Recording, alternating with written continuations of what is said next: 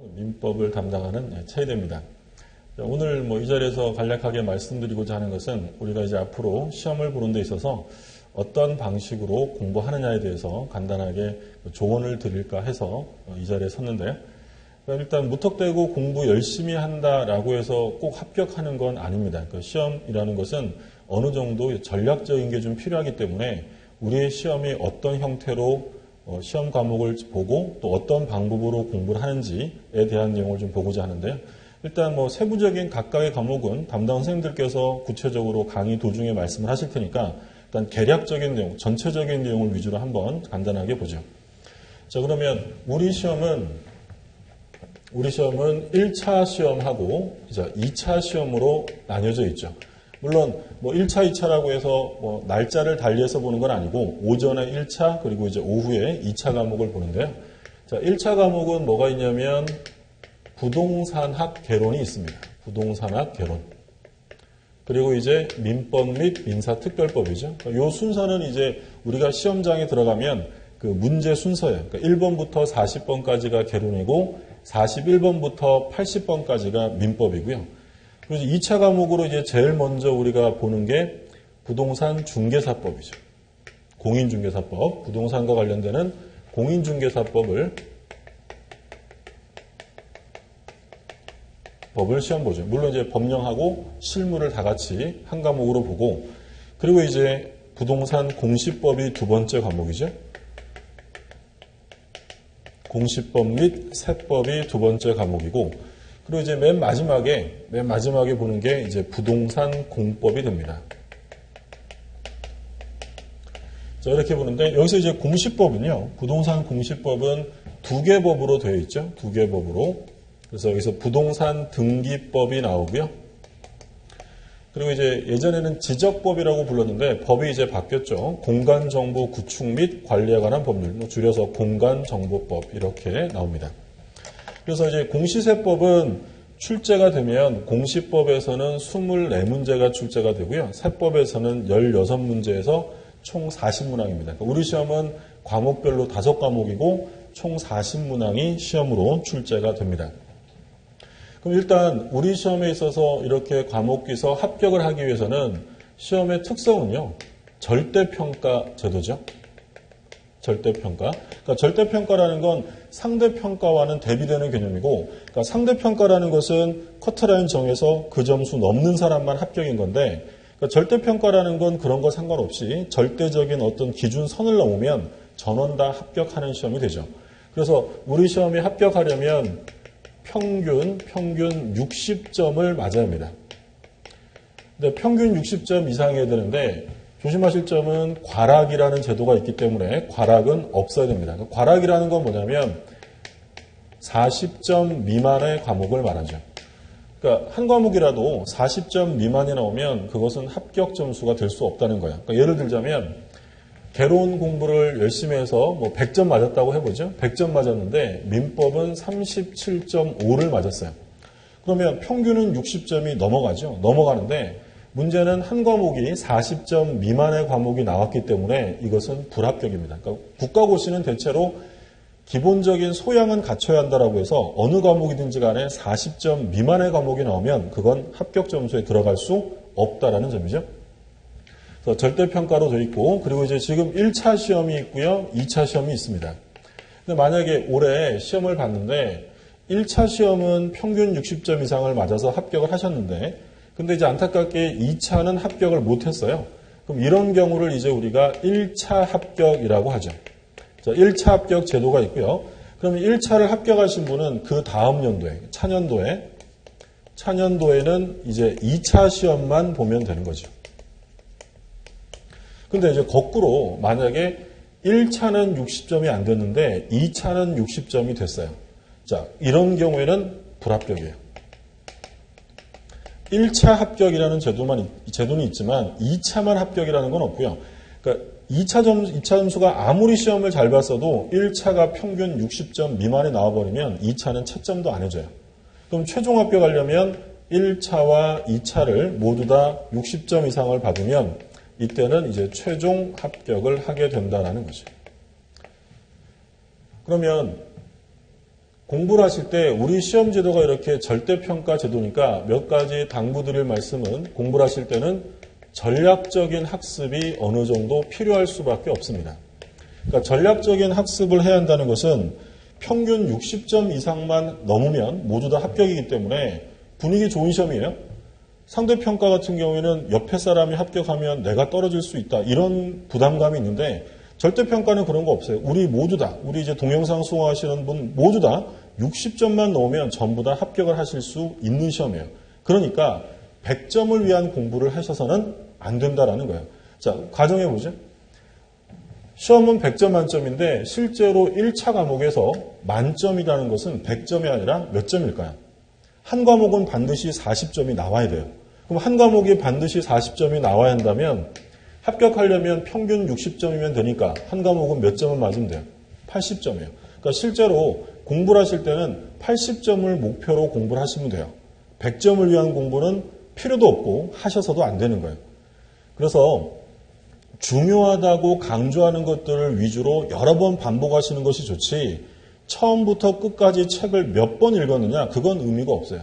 중요한 걸 핵심적으로 정확하게 기억하는 게 좋죠. 그리고 우리 시험은 객관식 시험이잖아요. 오지선다예요. 오지선다면 5개 중에서 옳은 것이나 옳지 않는 것을 찾는 형태로 출제가 되기 때문에 명확하게 알아야만 점수가 나오는 것이지 넓은 범위를 대충 안다라고 하면 오히려 모르면 그냥 찍기라도 하는데 대충 알면 고민하다가 시간만 지나가는 거예요. 그래서 중요한 건 정확하게 여러 번 반복을 하셔야 되고요. 자, 그러면 일단 초반에는 1차를 위주로 공부하셔야 되는 게 좋습니다. 그러니까 왜 그러냐면 시험의 특성상 1차 시험이 합격이 안 되면 2차라는 건 아무리 100점 맞아도 의미가 없다고 했죠. 그러면 초반에 1차를 어느 정도 정리를 해두지 않으시면 나중에 가면 불안해서 2차 공부가 될 수 없어요. 그래서 1차 위주로 복습을 하시고 늦어도 3월이나 또는 5월 정도까지 이 정도까지는 1차가 어느 정도 체계가 잡혀갈 수 있어야 한다는 거고요. 그러면 2차는 손 놓고 있다가 막판에 보면 되느냐? 그렇진 않아요. 물론 비교적 2차가 1차보다 좀 단기간에 끝날 수는 있다라고 하지만 그 단기간 안에 끝내려면 당연히 기본적인 베이스는 깔려 있어야 되기 때문에 2차는 반드시 수업을 들으셔야 돼요. 수업도 안 듣다가 마지막에 그냥 한 방에 끝내겠다. 이건 좀 욕심이기 때문에 복습은 계속 1차 위주로 하시고 그리고 2차는 수업을 듣는 정도로 하시면 돼요. 시험 과목 중에서 양이 제일 많은 것을 꼽으라고 하면 바로 부동산 공법이에요. 그리고 이제 또 양이 많은 게 민법이죠. 근데 이 민법과 공법 중에서 초반에는 당연히 뭘 많이 하셔야 되냐면 민법 위주로 하셔야 돼요. 1차 과목이니까. 2과목 위주로 하셔야 되고. 그런데 이 공법이라는 것은 어차피 양은 많지만 고득점을 목표로 할 수 있는 과목이 아닙니다. 그렇기 때문에 이 공법이라는 것은 양이 많아도 민법을 더 많이 하게 되고 공법은 나중에 따로 이제 공부를 하시게 되는데 합격하시려면 반드시 전략이 필요하다고 했죠. 자, 그럼 전략은 1차 과목과 2차 과목으로 나눌 때 1차 과목은 물론 특별히 더 잘하는 과목이 있으면 좋겠지만 1차 과목은 어느 한 과목에 소위 몰빵해서는 안 돼요. 그러니까 평균 60점이 돼야 되기 때문에 예를 들어 공부를 해봤더니 개론이 적성에 맞아요. 그러면 나는 개론에 몰빵하고 민법은 면과락해서 60점 맞아야지. 이렇게 공부를 하시면 어떤 일이 생길 수 있냐면 그의 시험에 만약에 개론이 어렵게 나오면 개론만 공부했는데 개론이 어려우면 어쩔 수 없이 점수는 떨어질 수밖에 없는 거고요. 민법은 쉽게 나왔어도 공부를 안 했으니 점수가 잘 안 나오겠죠. 그래서 1차 공부는 비교적 고르게 하셔야 돼요. 고르게. 둘 다 어느 정도 점수를 받을 수 있게 해야 되고요.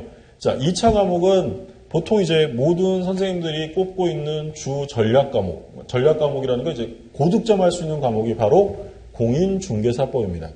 자, 공인중개사법은 고득점 할 수 있는 과목이고 반드시 고득점을 하셔야 되는 과목이에요.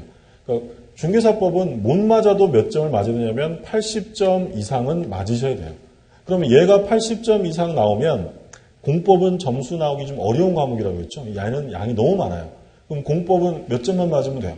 면거락하면 돼요. 40점 이상을 맞으면 되죠.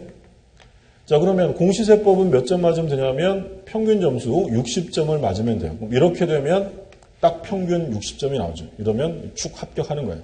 물론 좀 말이 쉽다 이렇게 생각할 수 있는데 반드시 중개사법에서 80점 이상을 넘게 맞으셔야 돼요. 그럼 여기서 넘어가면 이 공시세법에서 점수가 좀 덜 나와도 합격하는 데는 지장이 없는 거예요. 그래서 1차와 2차를 공부하실 때 어떤 걸 전략 과목으로 할지 한번 확인해서 봐두셔야 되고, 그러면 우리가 이제 앞으로 공부하는 커리큘럼을 보면 진행 과정이 11월, 12월 있고요. 1월, 2월, 3월, 4월, 그리고 이제 5월, 6월, 7월, 8월, 그 다음에 이제 9월, 10월 이런 과정이죠. 시험은 이제 10월 셋째 주나 넷째 주 토요일 날 시험을 보게 될 텐데 11, 12월 달은 소위 입문 과정이에요. 입문 과정. 자, 초반이죠. 그러면 이 입문 과정에서는 우리가 뭘 목적으로 하는 거냐면 이 입문 과정에서부터 벌써 모든 것을 정리하고 이러실 생각하면 안 되죠. 여기는 그냥 좀 재미나 흥미를 붙여가는 과정으로 기초적인 용어나 이런 것들이 1월 달에 들어가서 기본 과정을 볼 때 생소하지 않도록 한번 확인하는 과정이다라고 생각하시면 돼요. 공부 이제 처음 시작하시면 우리 11, 12월 달에 처음 시작하셨다고 이제 막 색색깔 색연필 사가지고 내 열공 열랩 해야지 이러면서 여기서 너무 힘을 빼버리면 뒤에 가면 체력적으로 부담이 돼요. 우리 공부는 마라톤이에요. 상당히 1년이라면 상당히 긴 시간이잖아요. 여기서는 이제 기본적인 것들을 입문하는 과정이다. 흥미를 붙여가는 과정이다라고 생각하시고, 자, 1월 달부터는 이제 기본서가 나오죠. 이때까지는 이제 입문서 가지고 하는데 1월부터 5, 6월까지는 기본서 과정을 거칩니다. 근데 이제 요 기본서 가지고 1, 2월 달에 한 바퀴, 3, 4월 달에 한 바퀴, 5, 6월 달에 한 바퀴, 총 3바퀴를 돌아요. 그럼 이게 이제 기초 과정이면 여기서 이제 기본 과정 하는 거고요. 5, 6월 달에 심화 과정이에요. 그러니까 내용, 이름만 다른 거지 책은 똑같은 책으로 반복해서 보는 거예요. 그래서 이제 양을 1, 2월 달에 했던 것보다 3, 4월에 양을 좀 더 붙이는 거고, 그리고 5, 6월 달에 마지막으로 총정리, 심화 과정이다라고 생각을 하시면 되고요. 근데 우리 시험은 말씀드린 것처럼 객관식 시험이에요. 그럼 객관식 시험이라고 하면 이론상으로는 이해가 됐어도 그게 객관식 지문으로 나오면 바로 접근이 안 되는 경우가 허다합니다. 그래서 7, 8월 과정에서는 이제 객관식 문제풀이 과정을 거칩니다. 객관식 적응력을 키우는 거죠. 우리가 공부했던 이론들을 문제화해서 언제에서 어떻게 출제되는지 형태를 보셔야 되고, 그리고 이론과 문제를 매치시키는 과정이다라고 생각하시면 됩니다. 그리고 이제 시험에 임박해서 9월 달에는 소위 동형 모의고사 과정을 하죠. 그러니까 동형이라는 건 같은 형태. 그러니까 실제 시험과 같은 형태로 매 수업마다 40문제 처음부터 끝까지 전범위 출제가 되고요. 그러면 여러분들께서 반드시 풀어보셔야 돼요. 그러니까 꼭 당부드리고 싶은 말씀은 우리 이제 동영상으로 공부하시는 우리 여러분들은 문제가 나오면 나중에 그 문제랑 수업을 같이 듣는 경우가 있는데 절대 그러시면 안 돼요. 이 동형 모의고사에서 가장 중요한 의미는 뭐냐면 정해진 시간 안에 그 문제를 풀어낼 수 있느냐가 중요하기 때문에 우리 동영상을 들으시는 분도 수업을 들으시기 전에 먼저 문제를 꼭 시간 정해놓고 풀어보시고 그리고 수업을 들으시는 거예요. 전 과목 다 계속 한 달 동안 진행이 되고요. 10월 달은 이제 마지막으로 특강 과정이 있죠. 특강 과정. 그래서 문제풀이 해서 과목에 따라 100문제 또는 80문제 이런 것들을 이제 마지막으로 정리합니다. 그러니까 요게 이제 우리 정규 과정이에요. 정규 커리큘럼이고, 그리고 이제 도중에 5월부터 7, 8월에 각각 과목마다 중요 부분에 대한 특강 같은 것들이 있을 수 있어요. 특강들. 이런 식으로 해서 과정이 거쳐진다. 그래서 긴 싸움이기 때문에 전략적으로 내가 어떻게 하겠다라는 거 주의하셔야 되고, 그리고 꼭 당부드리고 싶은 말씀은 동영상 우리 수강생들께서는 이게 동영상으로 듣고 혼자 들으시다 보니까 주위에 간섭 같은 거 별로 없잖아요. 예를 들어 현장 강의 나오면 아무래도 앞에 선생이 얘기하고 있으면 신경 쓰이고 보게 되는데, 동영상 들으면 혼자 댁에서 들으시니까 제일 문제는 바쁜 일이 생기면 요거는 내일 들어야지.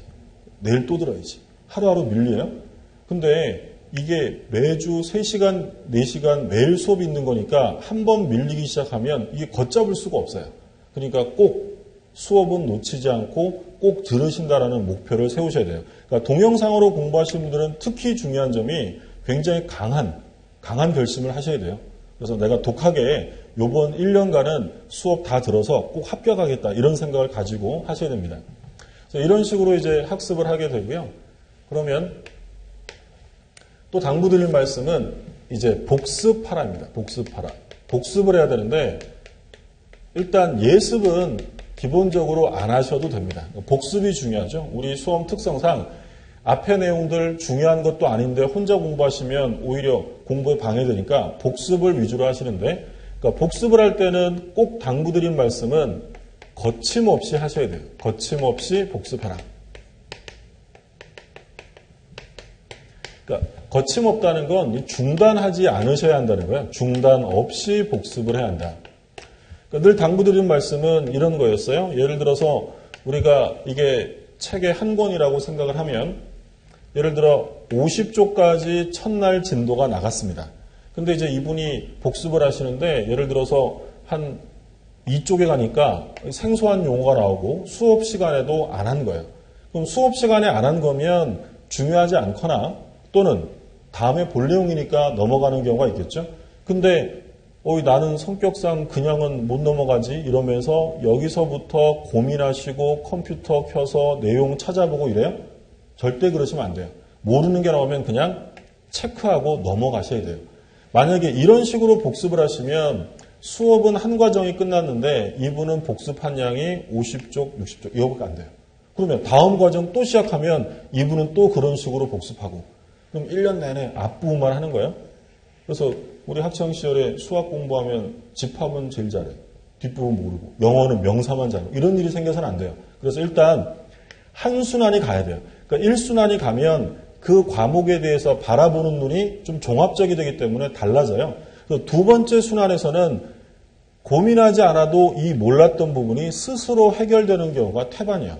그러니까 고민하지 마시고 복습하실 때는 그 진도까지는 쭉쭉 복습을 하셔야 돼요.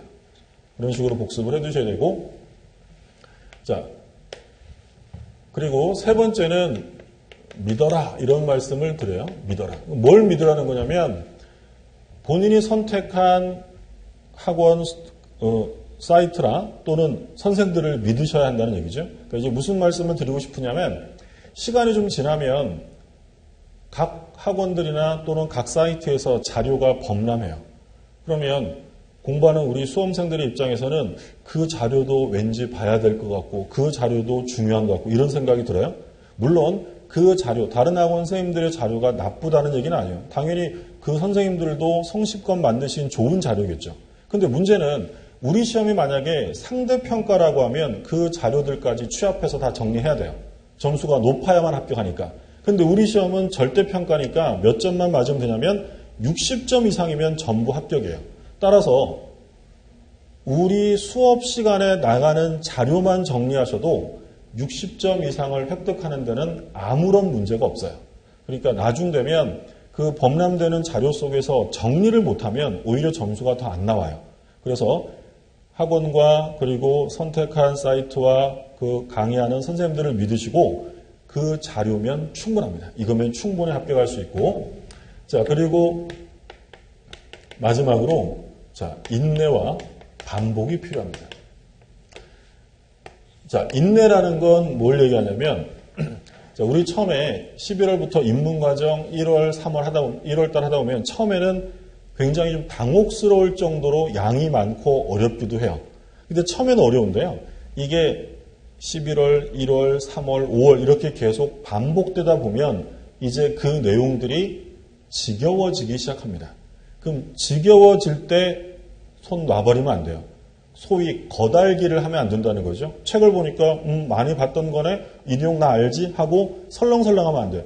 지겨워도 꾹 참고 내용들을 꼼꼼하게 보셔야 돼요. 그리고 어떻게 해야 돼요? 반복하셔야 돼요. 넓게 보시면 안 된다고 했어요. 꾹 참으시고 그리고 중요하다고 강조한 것들을 계속 반복적으로 봐야지 이제 지겨우니까 새로운 거 구해다 보고 이러셔서는 안 돼요. 그러니까 우리 시험의 핵심은 인내하셔야 돼요. 인내. 그리고 반복하셔야 돼요. 이 법이라는 것을 처음으로 접하기 때문에 어쩔 수 없이 처음에는 어렵고 모르는 게 당연한 거예요. 그럼 그걸 극복하기 위한 방법은 뭐밖에 없냐면 반복이에요. 인내하시고 반복하시면 돼요. 그래서 우리 지금 11월 시작하면서 요 이제 10월에 시험 보기 위해서 우리가 좀 조심해야 될 것, 주의해야 될 것에 대해서 몇 가지 살펴봤고요. 우리 공부하시는 모든 수험생 여러분 개인마다 맞게 전략을 잘 세우셔서 이번 27회 시험에 꼭 합격하시기 바랍니다. 여러분 감사합니다.